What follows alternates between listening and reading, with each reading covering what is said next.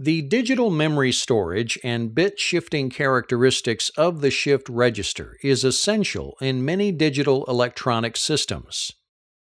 The keying of numbers into a calculator demonstrates the practical application of a shift register. As numbers are entered, they are stored and displayed. Each subsequent number that is entered shifts the previously entered number to the left. Let's look at how a shift register operates by observing the shifting of an 8-bit register based on a series of binary data inputs. We have two serial inputs, D1 and D2, arriving at an AND logic gate. A master reset input at MR, which when activated by a low or zero input, will override all other inputs and reset the Q1 through Q7 outputs to 0. A clock pulse input, CP, which will be enabled when transitioning from low to high. The right-pointing triangle symbol without the bubble signifies this clocking functionality. Let's input the binary data at D1 and D2. With an AND gate, when both inputs are high, the output is high, and conversely, when either inputs are low, the output will be low.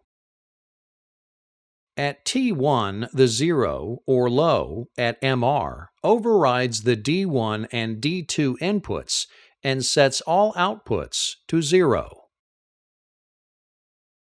At time T2, D1 and D2 are high, or 1. Thus, the output at Q0 is 1. This information bit is placed in the Q0 position in the register. This shifts the other bits one place to the right. At T3, the input of 0 at D1 and 1 at D2 results in an output at Q0 of 0.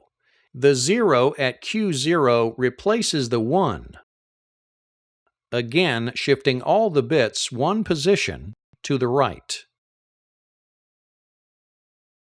The 0 and 0 input at T4 again outputs a 0, which drops into the Q0 position, shifting the bits again to the right.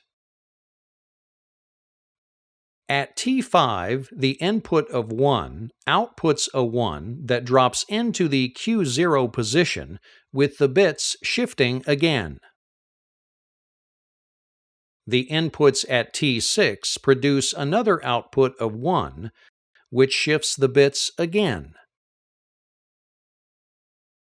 This continues for clock pulse T7 and T8, with the inputs at T7 and T8 resulting in zeros at output Q0. This input into the register continues to shift bits to the right.